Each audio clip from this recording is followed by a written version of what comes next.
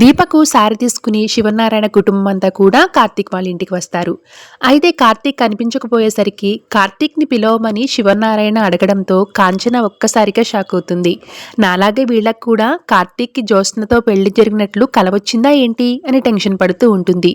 దీపని కార్తీక్ని తీసుకుని వచ్చేందుకు పారు పెరట్లోకి వెళ్తూ ఉండగా ఇక పారుని ఆపి జ్యోత్స్న నేను తీసుకుని వస్తానని వెళ్తుంది.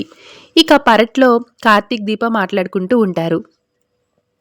అత్తయ్యకి తెల్లవారుజామునే కలొచ్చిందని చెప్తుంటే బాధపడకుండా ఎలా ఉంటాను బావా అని దీప అంటూ ఉంటుంది. ఆ మాటలు విన్న జ్యోత్స్న ఒక్కసారిగా షాక్ అవుతుంది.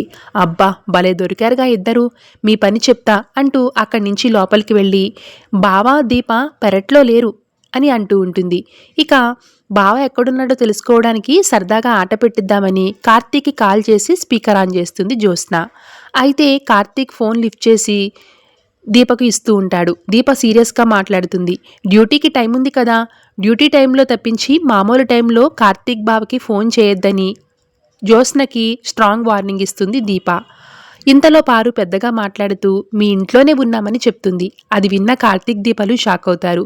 నేను స్పీకర్ ఆన్ చేసి మాట్లాడినట్లే జ్యోత్స్న కూడా స్పీకర్ ఆన్ చేసి మాట్లాడి ఉంటుందని అంటాడు కార్తీక్.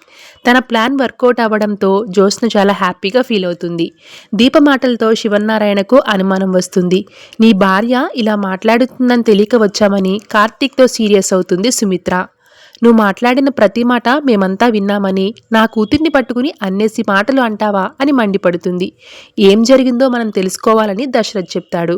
మాట విసిరేసిన రాయి లాంటిది, అది ఎక్కడ తగులుతుందో తగిలిన వాళ్ళకి తెలుస్తుందని అంటుంది సుమిత్ర. నీ మీద నేను గెలవాలంటే నీ సానుభూతి పరుల్ని దూరం చేయాలని మనసులో అనుకుంటూ ఉంటుంది జ్యోత్స్న. దీప తరపున నేను క్షమాపణ చెప్తానని పారు అంటూ ఉంటుంది. ఇంతలో దాస్ అనసూయలు కూడా అక్కడికి వస్తారు. మేము దీపకి పుట్టింటిసారి తీసుకుని వచ్చామని పారు చెప్పడంతో అంతా కూడా చాలా హ్యాపీగా ఫీల్ అవుతారు. కడుపుతో ఉన్న ఆడపిల్ల సంతోషంగా ఉండాలి, ఎందుకంటే తనకు దీపకు పుట్టిల్లు లేదు అనుకుంటుంది కాబట్టి ఆ లోటును తీర్చడానికి చలిమిడి కార్యక్రమం ఏర్పాటు చేయించామని చెప్తుంది పారు. మా అత్తయ్య గారు సీజన్కి ఒకలాగా మాట్లాడుతుంది అని అంటాడు శ్రీధర్.